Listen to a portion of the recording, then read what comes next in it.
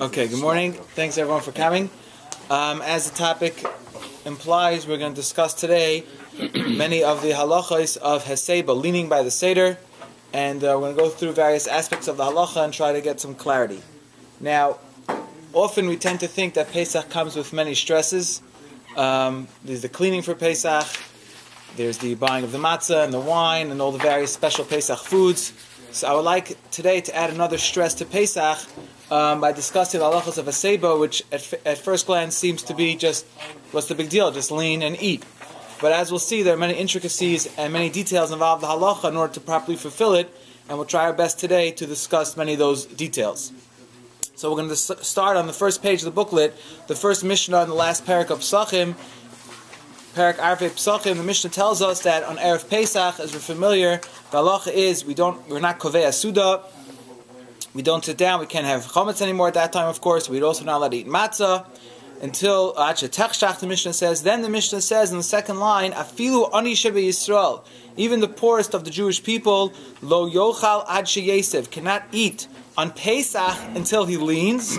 Now, if this is often the Mishnayos do this. The Mishnah never told us explicitly that you need to lean. It kind of is implying it backhandedly that, well, even the poor people have to lean, which will bring us to the halacha, as we'll soon be discussing, that everybody has to lean, and the chiddush, of course, is even the poor people. And the Mishnah concludes, we have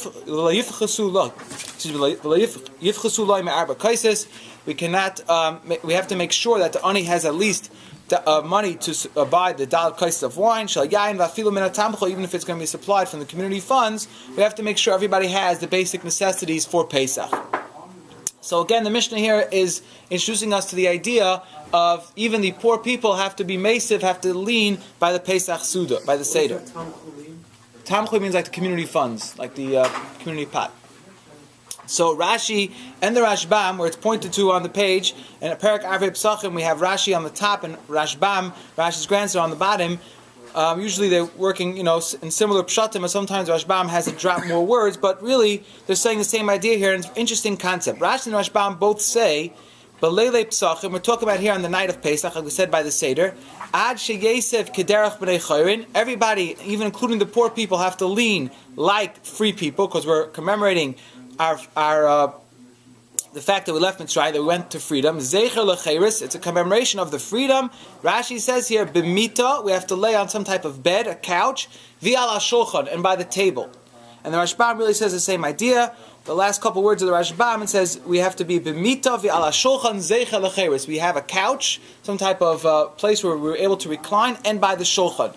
And the Mefarshim are bothered, what's the Rashi and Rashbam telling us here? It's self-understood that if you're leaning, you have to lean on some type of chair or couch apparatus in order just to be able to lean.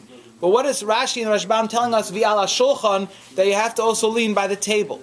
So from here, Reb Chaim Brisker, Reb Chaim Salvechik, in his Chedushim on the Gemara is Medayik, a Brisker Diak, a Chumrah, that it's not enough for Heseba to have just a chair or a couch. There has to be a table in front of you. And he quotes also Shulchan Aruch Harav, which is on page 3 of the booklet. You can look at it just in the first paragraph there. I'm just going to speak out the words. He says, Afilu ha'kelim she'ein tzarach l'suda, just to have even vessels on the table, which are not necessary to be eating with, yisadra miyaf ala shulchan l'noi, we should have them just set the table beautifully, zecher l'cheres, in commemoration of the fact that we went free. That's the first paragraph over there in paragraph Vav of the Shulchan Aruch Harav.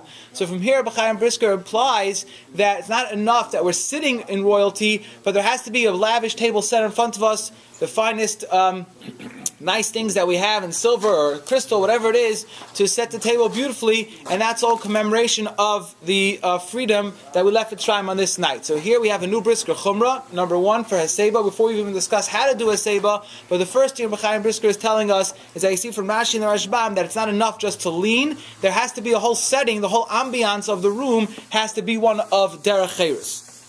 Now, if you'll take us to the extreme, and the Rav Yasher Ber and Harei Kedem in Siman Ayin Aleph discusses this would imply, he says, that as we just spoke out before, the Mishnah told us that the ani, if he doesn't have money for dalet kaisos, gets that to have from community funds.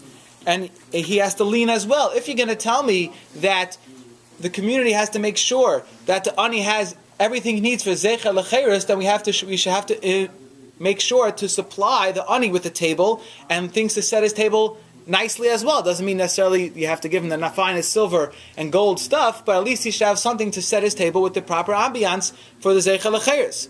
However, the Yashaber and Shmuel Kamenetsky Shlita in Kaivetz Halachas both say, although this is a nice diak in Rashi and the Rashbam, La Halacha, we're not going to take it to that extreme. And of course, you're going to be Yaitza Haseba, even if you're sitting on a couch without a table, and even if you're not going to be sitting with the finest things. So how do they deflect this diak in the Rashi and the Rashbam? They say, if you look at Taisvis, which is on the first page, the third paragraph, Taisa says, what's the Mishnah coming to imply to us when it says "Va'afilu ani shebi Yisrael lo yochal ad sheyesev," that the poor people cannot eat by the Seder until they lean? The Salke Daitach, I would have thought, says Taisvis, the Hasebas ani, the fact that the ani is leaning, lo chashiva Haseba, the ein lo yamal lahasiv. He doesn't have anything to lean on. He doesn't have any pillows or comfortable chairs. He has his pashta benkala. He has his little hard wooden bench. Maybe even sitting on the floor. So all he's doing is leaning on a piece of hard wood. So I would have thought that such a leaning, it's uncomfortable. Perhaps you wouldn't be yaitza. And the Ein Zeh Derech Eretz, says Taisus. Perhaps I would have thought that that's not a way of showing that I'm a free man, I'm a king now, because what am I sitting on? Some splintery wooden bench. And the chiddush of the Mishnah is no, even if an ani doesn't have pillows or some type of lavish furniture that'll make him comfortable to sit on, nonetheless he's still obligated to lean, and we'll get more into this in detail later, exactly the surah, the fashion of how we should lean. But just to deflect the diak from Rashi and the Rashbam, so Rabbi Yashaber and Rabbi Shmuel Kamenetsky Shlita both say the same idea, that all the Mishnahs coming to teach us, and Rashi is and the Rashi and the Rashbam are implying that even if all the ani has is his mita and his shulchan, so all he has to lay on is his hard wooden or straw-filled bed and his hard wooden table, and all you could do is lean on the table like this, not very comfortable, nonetheless, that's what he has to do in order to show some level of cheres. So that's step one, where we see this concept according to Reb Chaim, that cheres requires us not just to lean properly, but also to have the right setting. And according to other Mepharshim, it just means the actual tzura of how we're going to lean. Now let's get into some of the details, which is the next Gemara, later on in Pesachim, Daf Kuf Ches. It's about a half Amud of Gemara. I'm really just going to speak out some of the main points. This is where really all the basic halachas of when to do a seba come from, this half Amud of Gemara. The Gemara tells us the following points. I'm just going to speak out the main points of the Gemara. Number one, matzah always requires a seba. Matzah has to be eaten by leaning. Number two, the Gemara tells us that marar, we do not eat the marar behaseba, because marar, as Rashi and Rashbam explain, marar commemorates the hardship, the shibud, and for that we don't lean, because leaning implies some type of royalty and a sign of kingship. And marar is not appropriate to lean when we're eating marar. Why? When it comes to drinking the four kaises, so the Gemara goes through two different opinions, whether the first two cups should be the ones that require leaning or the last two cups. And the Gemara does not rule conclusively, and therefore the Gemara says, since we can't prove one way or the other, again, you can look through the Gemara, I'm just speaking it out, the Gemara says, therefore we're required to lean by all four cups. Okay, so then we got so far again, matzah, yes, maror, no, yayin, the Gemara is concluding that yes, you need all four cups. Keep in mind, the Gemara does not discuss karpas, which we do as a third part of the Seder, Kadesh Orchatz Karpas, the fourth part of the Seder, right? And the custom of most people is not to lean during karpas, but the Gemara does not discuss it. That's why it's a discussion, but we're not really going to focus on that right now. Then the Gemara goes on to discuss prakdon. If someone just lays flat on his back, like on a beach chair, the Gemara says that's not haseba. Then the Gemara tells us haseba simin, leaning on the right side, this way, away from Mr. Miller, is not Haseba, because I'm going away from my good friend Mr. Miller. But besides that, the Gemara says that's not Cherus. Rashi and Rashbam explain, because if I'm leaning on my right hand, then I can't eat. My right hand is squashed underneath me, so it's just not there Cherus, because I'm not going to be able to eat properly. Furthermore, the Gemara says, for a medical reason, very simply because if I lean on my right side, the way my esophagus and my windpipe are fashioned, the food will end up going down the wrong pipe, I'll end up choking or developing some type of problem, a respiratory problem, and therefore it's a sakana. So even if you're a lefty, so you might be crushing your main dominant hand if you're leaning on your left side, but you can't lay on your right side because it's a sakana. Then the Gemara says, how about women?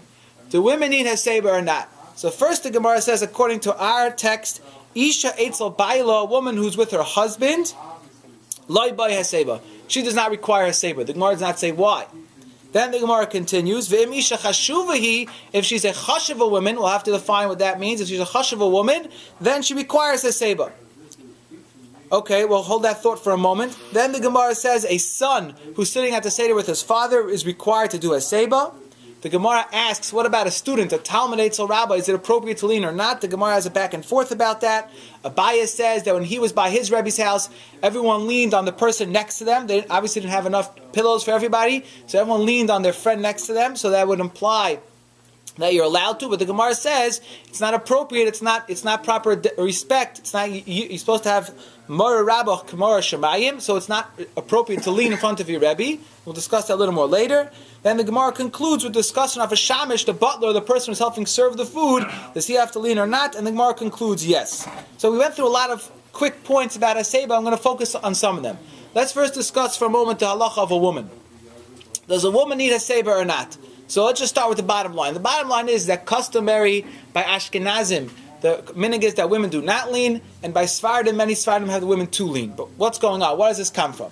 Again, the Gemara says that Isha Eitzel Baila, a woman by her husband, does not need Heseba, but if she's Chashuv, she needs Heseba. So the Rashbam, it's about 4 lines for the bottom, gives 2 reasons why a woman does not require Heseba. Number 1, he says, a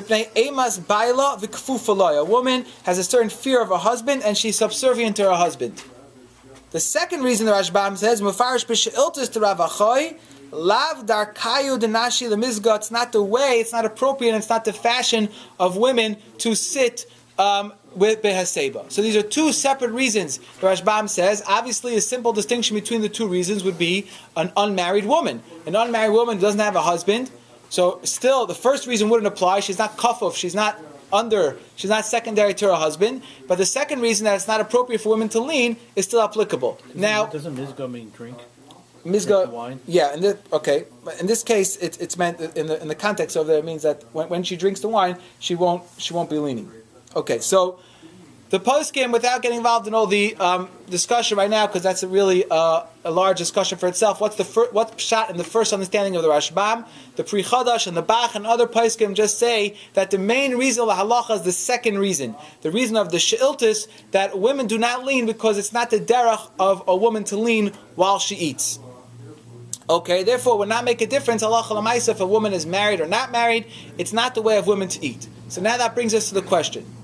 It's not the derech for us nowadays, Tafshinai Vav 2016, to eat while we're leaning either. The whole year round, 353 days a year, I don't lean when I eat, unless I'm falling asleep because I'm tired, but otherwise I'm not leaning when I eat. So if the reason why women don't lean, like the Shilta says, it's not the derech for women to lean, why is it that men still have to lean if we don't lean typically when we eat the rest of the year? So let's first preface this with a shita of the Rav Yah.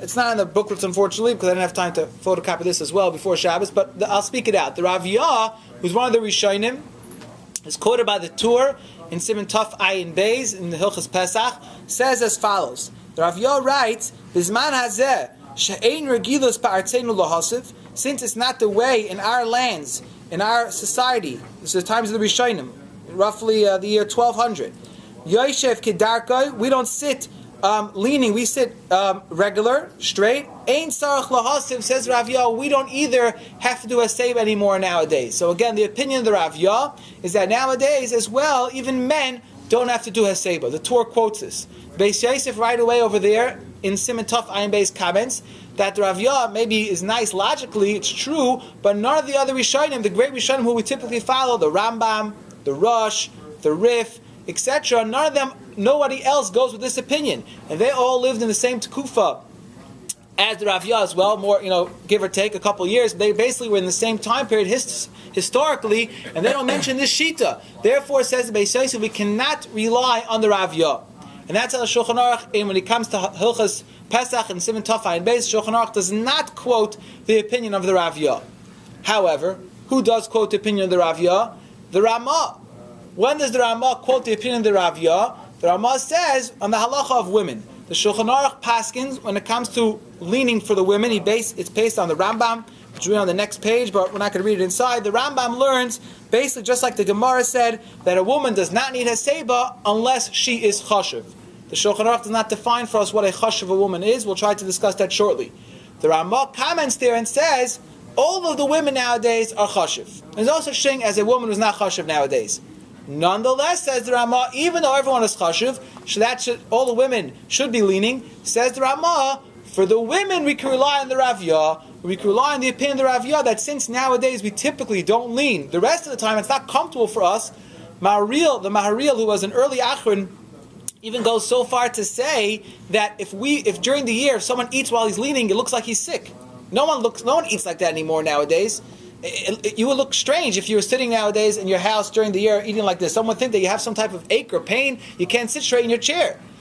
But nonetheless, the Ramah says we don't rely on that opinion except for women. For women, since we have the Raviyah who says that we don't need to lean nowadays, and like the Sheilta says, the Aruch HaShulchan explains that the Ramah means also based on the Sheiltas that the idea is that it was never the derech for women typically to lean, so we can rely on the Raviyah. So they asked Rav Shlomo Zalman Auerbach, and others asked this as well, but I saw in the name of Rav Shlomo Zalman Auerbach, so what's pshat? If we paskin like the Raviyah, then men also should be pater. If we don't paskin like the Raviyah, the women should be pater. How can we have this split and kind of have two sets of halachas? If women are obligated to lean, and like the Ramah says, all women are chashiv nowadays, so why do we give this permissibility for the women to, so to speak, get away easier, so to speak? They don't have to lean. It's sometimes difficult to lean while eating the matzah, getting crumbs all over the place, you're spilling the wine on yourself. There's difficulties involved. We're not used to it. There's just practically, it's not something we're accustomed to. So why is it, they asked Rav Shlomo Zalman, that women could get this, could be absolved, and men are not based in the Raviyah? So first, before we answer this question, let's first discuss what defines Isha Chashuva. So the Kesef Mishnah on Hilchos Chametz U'Matzah gives 4 definitions for what makes up an Isha Chashuva. Number 1, he says, and he doesn't necessarily mean a woman has to have all these 4. Seemingly any of these 4 would help define for us what an Isha Chashuva is. Number 1, the Kesef Mishnah says, if she's not married, and Vihi Gaveres Habayis, if she's the head of the household, whether she's single or she's a widower or a divorcee, she's the boss of the house. That's one way a woman could be classified as Isha Chashuva. Number 2, the Kesef Mishnah says, if she's bringing in a big income, she's Chashuva Priya Deha, she's bringing in the big dough, that also gives her an independent Chashuva status. Number 3, says the Kesef Mishnah, if she's a Bas Gedolei Hadar, if she comes from great lineage of great Torah scholars, and she's an Eshes Chal Yiras Hashem to her husband, that's another reason why she could be classified as an Isha Chashuva. And the last reason, he says, what makes an Isha Chashuva if she has many servants or avadim u'shvachais, and therefore eina tzricha lis asik b'tikun ha'machom, she doesn't have to be busy in the kitchen all the time. That's also a way of classifying her as an Isha Chashuva. So all these things the Kesef Mishnah qualifies in Hilchos Chametz U'Matzah. These are ways to define Isha Chashuva. Okay, maybe some are easier to digest quickly than others.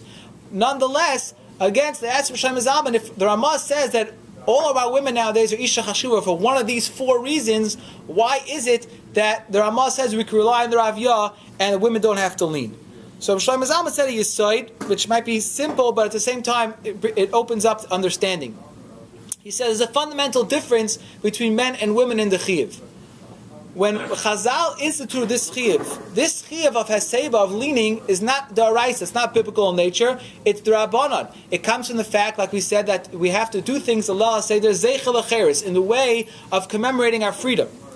When Chazal originally instituted us to do Haseba, at that point in time, it was typical for men to be leaning when they eat, and it was not typical for women. Like the Sheiltas told us, it's not the way for women to eat in Derech HaSeba, by leaning. Therefore, the original takana was only for men. So that when Chazal instituted it, it was instituted for men and not for women.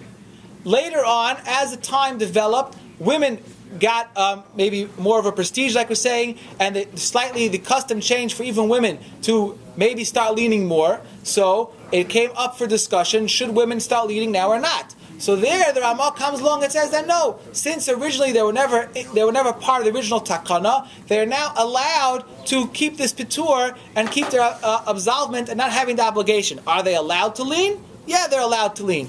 But it's not obligatory for them because they were never part of the original institution, the takana of leaning. That's what Shlomo Zalman said. But then he added something even more in the name of his son, Rav Avram Daiv, who is the Av Bezin of Tveria. He says as follows: a new pshat. What does it mean, Isha Chashuva? We're all familiar with the takana of Rabbeinu Gershom or Hagayla. Rabbeinu Gershom, on the earliest Rishonim, made numerous takanas to help Klal Yisrael. Two of them we'll focus on now were specifically regarding a man and his wife. Number one, Rabbeinu Gershom was misakein, that a man cannot take more than one wife. Every husband is only allowed to be married to one woman at a time. Number two, Rabbeinu Gershom was misakein, in regards to this discussion, that a woman cannot be divorced against her will. You cannot force a woman to be divorced, and it's a whole discussion, Hilchos Gittin, if a woman doesn't want to get divorced, how you deal with it. But that's not for our discussion right now. But you see, there are two distinct takanas that Rabbeinu Gershom made to help protect the dignity of the women. Number one, that each wife must be a limited edition, must be singular to her husband. A man cannot have more than one wife. And number two, is that you cannot divorce a woman against her will. Says Rabbi Avram Daiv Orbach, the son of Rosh Zalman, and Rosh Zalman liked it, we said over in his son's name, that's why nowadays Ramah writes, all women are chashuv. All women are chashuv. Why? Because they're the only ones that could be there with their husbands. There's no other women that a husband can take once he's married to one wife. That's what it means, Isha Chashuva. But nonetheless, he still explained with the same var we said before, that since the original takana was not like that, and the original takana was women did not typically lean, therefore that remained the minhag, even though later on it became customary at some point for women to lean as well as the men. But as we know nowadays, really no one leans when we eat during the year.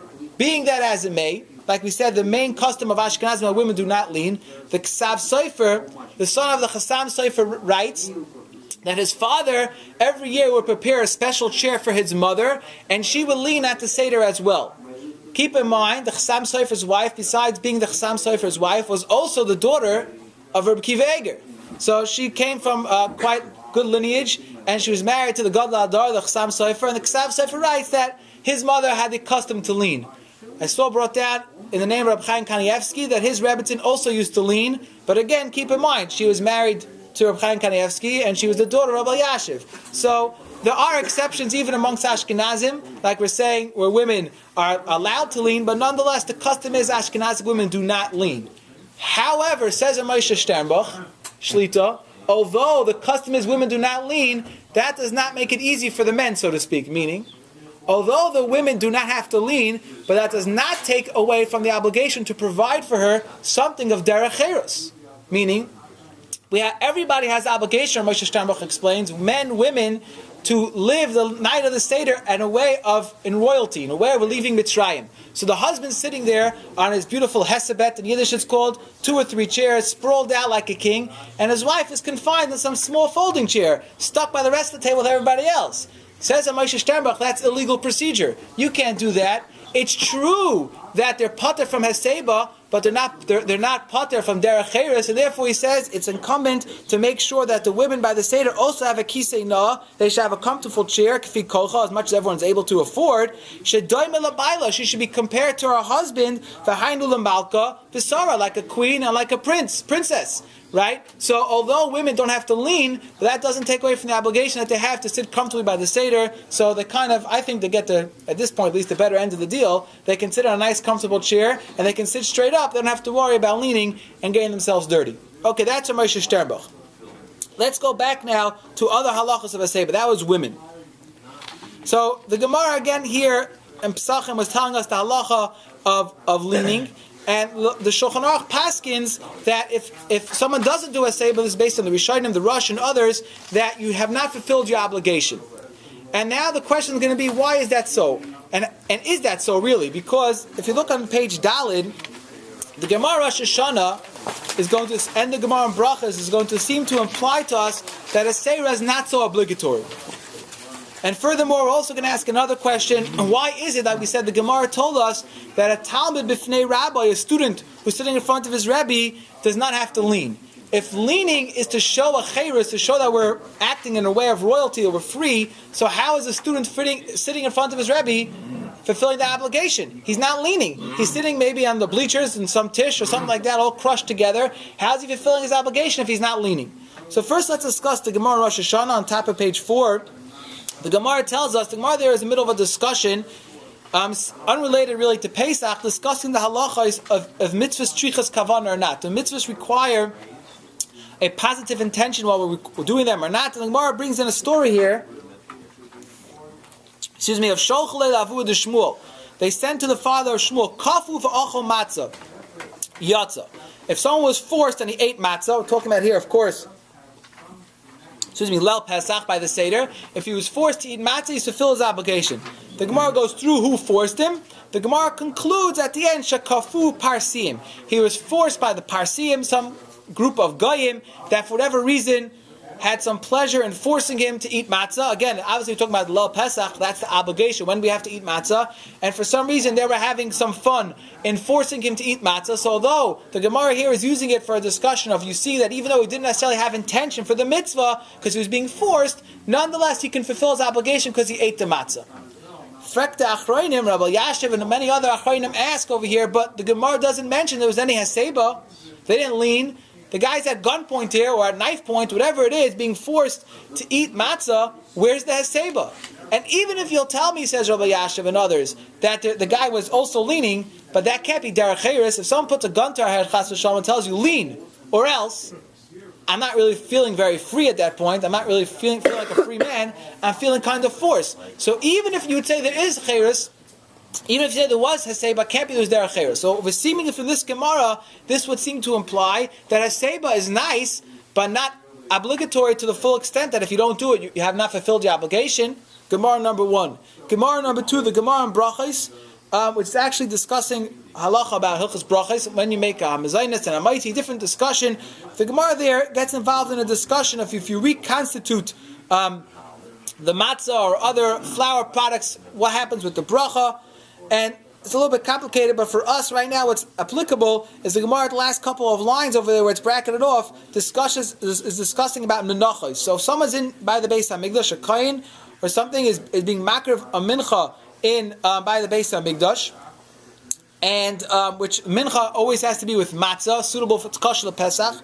The Gemara says the last 3 lines in the bracketed area says V'atanya, but we learned in a brisa, Lakat mikulan kazayis. If you collect it from all the flour and stuff at kazayis for achlan, im chametzu einish kares, you're going to get kares.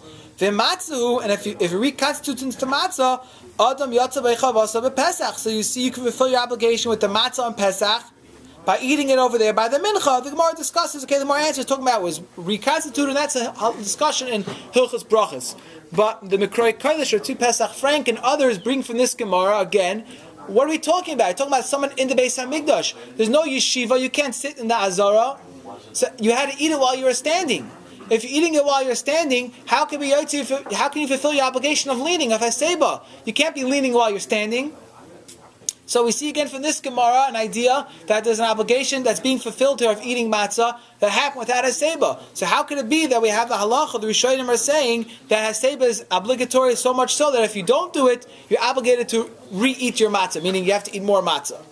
So on the next page we have from the Sefer HaOros, which is Rabbi Yashiv's, from his shiurim, Rabbi Yashiv for many, many years sat and learned, of course, as we know, in Mei Sharim, and he said a shir, just used to sit down with a Gemara, people used to gather around, he used to say a shir, he used to read a Amud or Daf of Gemara, and just speak out ha'aras, like off the cuff, and eventually many Talmidim start writing them down. We have many volumes, and I think they're still publishing more today, from the notes from the people who just sat by that shir. It wasn't, a shir kloli where he sat and prepared and made fancy booklets and gave it out, anything of that nature. He just spoke off the cuff, all types of ha'aras on the Gemara, and it's filled with gems of chidushim.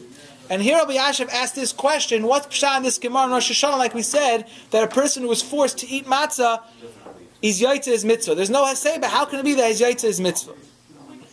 At the end he says, the last couple of lines, last 4 or 5 lines of this paragraph, he says, V'nira dahayisaydhu, the idea over here is, Shem achlu ha'kazayis matzah b'derech cheres, kifi yachaltai, if a person eats his matzah in a way of cheres, as much as he's able to at that given moment, ba'osa shah, yatza, he fulfills his obligation.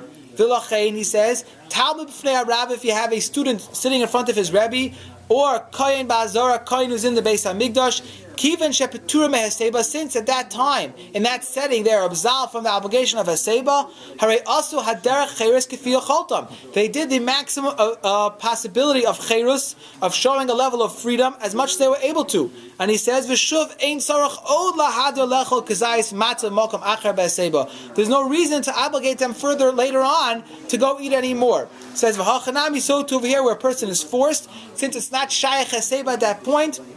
You yaitz the mitzvah b'lo haseba because you ate it, but there are cheres as much as you're able to. So Rabbi Yashiv here is telling us how you say that if you have a talmud b'fnei rabbi, or you have someone who's being forced, or you have a kohen the azara, all these people, since it's not shayach for them to lean, for each one his own reason, but they did the cheres to the highest level they're able to, they fulfilled their obligation. Tzvi Pesach and Mekroi Kodesh and Chelik Beis says the same yisaid, and Shlomo Zalman and Alicha Shlomo says the same idea as well, all to answer this Gemara. However, what's interesting is that the next Marmalkum, which is Shukei Chemed, Rabbi Yitzchak Zilberstein, Rabbi Yashiv's son-in-law, in the second paragraph over there, he questions grouping and lumping all these cases together.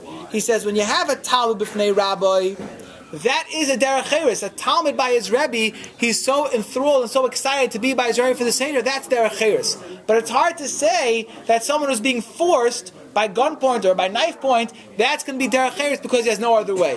He doesn't really come to a conclusive, better answer, but at least he questions this premise of lumping all of them together. Be that as it may, we have now a yisaid that a student in front of his Rebbe, he fulfills his cheres just by eating it without leaning. So now we have a question as follows. This is going to be a machlokes contemporary poskim. Let's say a person is zeichet to be by the Seder by his Rebbe, by his Rosh Hashiva, by his Rav, by his Chacham. And the halach is, or the Morid Asra, and the halach is, Talmud b'fnei Rabbi Potter v'haseba. If the Rebbe gives you permission, then you're allowed to lean. Is it appropriate to ask the Rebbe for permission or not? Meaning, if the Rebbe preempts you and says, my dear Talmud, please lean, so the obligation is now you have to lean. That's the mitzvah, you're incumbent to lean. But is it appropriate for the Talmud to preempt the Rebbe and say, Rebbe, could I please have the permission to lean or not?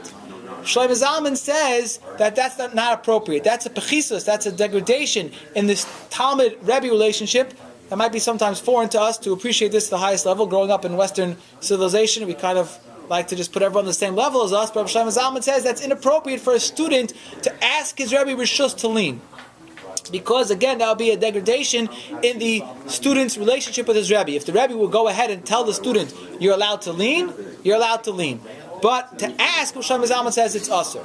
On the flip side, Shmuel Kamenetsky Shlita paskins that it's appropriate and it's proper for a Talmud to ask his Rebbe, of course, b'derech kavod, to lean. So much so, he says, that when he was the Talmud of Beis Medrash Kavoy on Lakewood, he had discussed to have the Seder by Rabbi Aaron Cutler's house. He asked the Rosh Hashiva Rabbi Aaron Cutler, can I please lean? And of course, Rosh Hashiva gave him Rishus, and he fulfilled his obligation of leaning. So we have here just, it's interesting, you see to two extremes, contemporary poskim both dealing with this inappropriate, in a kind of a side discussion of what's the appropriate mahalach of derech eretz between a Talmud and a Rebbe. However, what's interesting, the last page, is that Moshe Sternbach has a big chiddush. He says this whole discussion of a student sitting in front of his Rebbe and leaning or not leaning is really not a shayla nowadays. He says why? Because he brings a raya in the left side of the tshuva, in the paragraph starting with mihu, he brings a raya that if you look at other gemaras, you see Heseba back in the days of the Talmud was you really laid down geschmack. You had some nice geschmack, a couch, I don't know if it was leather or microfiber or something else, and you really laid down with pillows and you really sprawled out. That, he says, is that would be a degradation. That's a disgrace to the Rebbe. He says, but just to do a little lean like this nowadays in front of the Rebbe, he holds that's not a pechisus, and perhaps he's not saying halacha lamaisa, but he says misvara. He wants to argue and say that should not be a pechisus, that should not be a degradation of the Rebbe's kavod, and therefore he says maybe perhaps you don't even have to ask your Rebbe if all you're doing is leaning a little bit. That's something to think about. But what this springboards me into is now discussing, bottom line, we're discussing Heseba the whole time. How are we going to do Heseba? We see here clear from Moshe Sternbach's tshuva that in the olden days, they did Heseba really sprawling it out. And he says nowadays we only do Heseba properly. Well, if we don't do Heseba properly, then how are we fulfilling the obligation? So, do we have it or don't we have it? So by looking through the contemporary poskim, I came up with the following ideas, really just culled from various achrayim, from Shlomo Zalman, from Shmuel Kamnetsky, Ramesha, and others, how they did Haseba, and we'll try our best to illustrate that we can all get the clearest picture. Everyone agrees, like we said before, based on the Gemara, that leaning on the right side is not appropriate. Even if you're a lefty, halacha l'maisa, we paskin that it's appropriate, even if you're a lefty, to lean on your left side. We said for two reasons. A medical reason right here might overweigh, because if you lean on your right side, it's sakana, you're going to come to choke, or the food will cause some respiratory problem.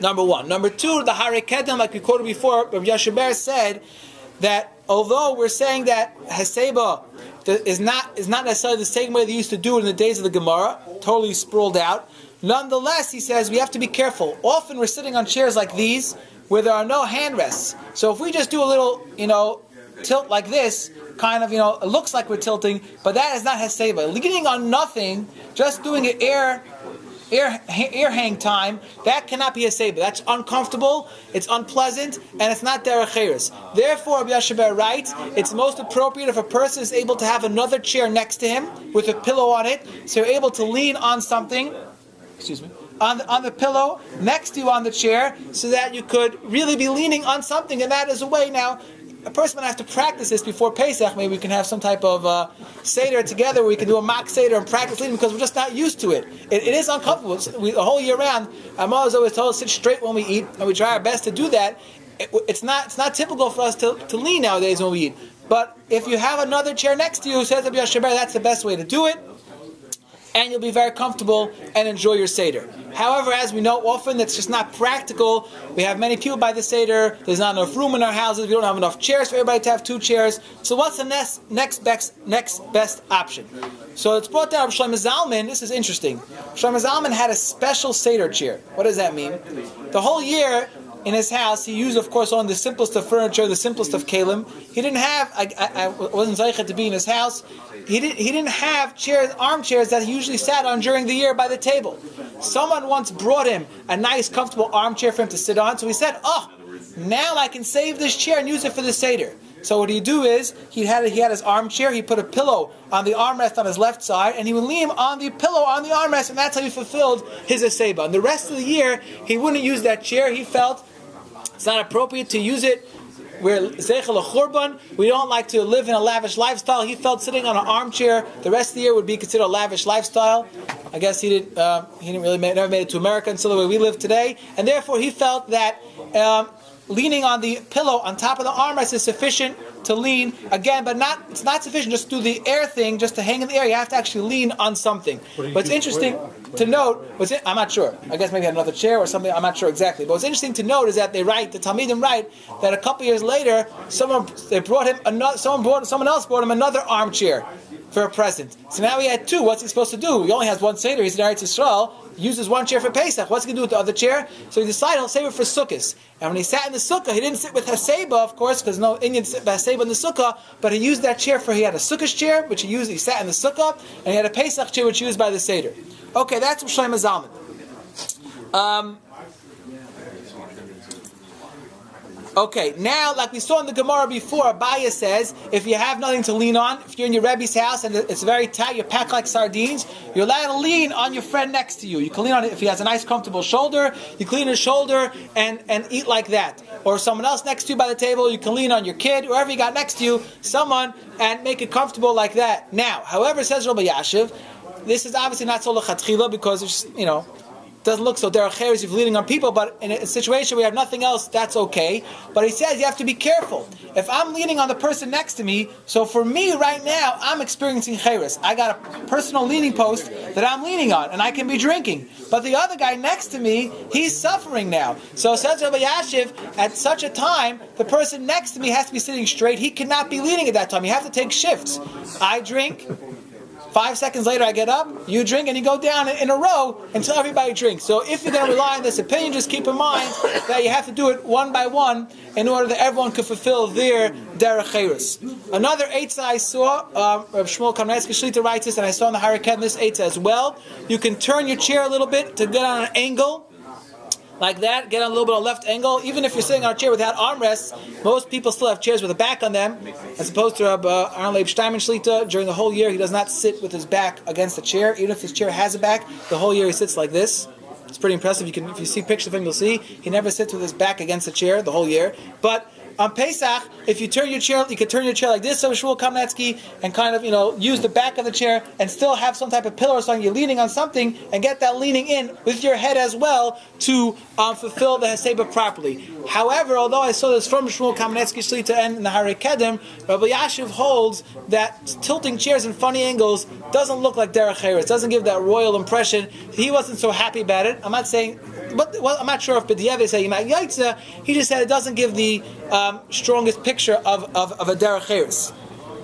However, everybody agrees, and this comes from the Gemara also as well, that a person cannot just sit on his arms like this, on his lap, and kind of have a despondent look like that. That's not derech eretz. A person just looks like he's in tsar, and that would not be appropriate. However, Shmuel Kamensky writes as well that you could, if you have no other eitzah, he says you could lean on your hand on the table, supporting your head, and leaning like this. Again, if you can't tilt your chair because you're so tight, and your guy next to you doesn't want you to lean on him, or anything like that. So you can lean on your hand, and do a seba, drink and eat like that as well to fulfill your obligation of a seba. But again, Rabbi Yashiv frowned upon it. He didn't seem that was. He didn't feel that was such derech eretz. But you have a machlekes hapaiskim here if you could rely on that or not. And again, the basic times for when we do, like we spoke about before in the Gemara, everyone agrees Dalet Kaisis require Haseba.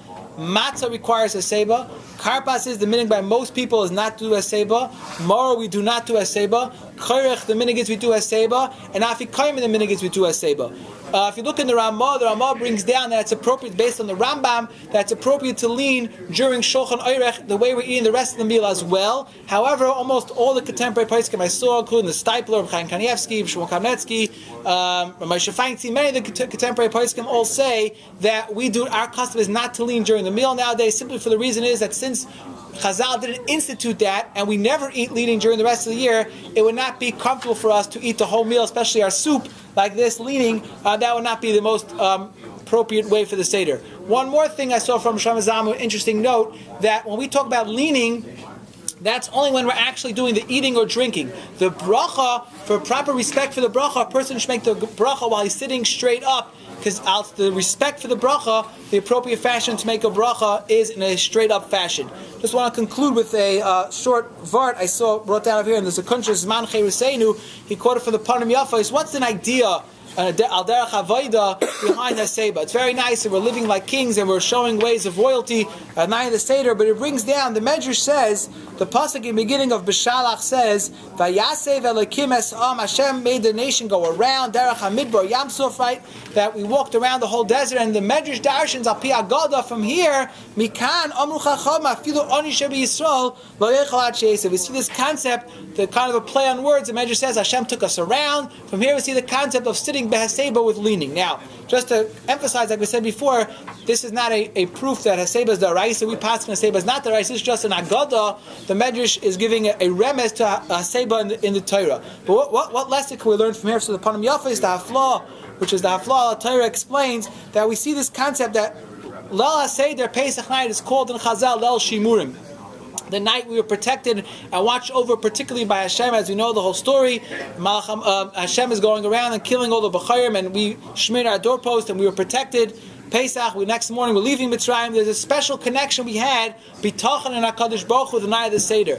He says when we're leaning by the Seder, Haseba, what are we leaning on? Might be leaning on our pillows, might be leaning on our armrests, but really we're showing that we have full Bitachon, we're really leaning on HaKadosh Baruch Hu. And this is the night for us to strengthen our Bitachon. We left Mitzrayim, we left right when the Navi says we went Be'eretz Lo Zerua, we left Mitzrayim to go into a barren land. We left to go into the Midbar because we relied totally on Hashem. So leaning by the Seder should remind us of this concept that it's a time for us to be mechazik our bitachon, our confidence and faith in Hashem, and we should all be zoicha this year to Necham and Azvachim and Apsachim.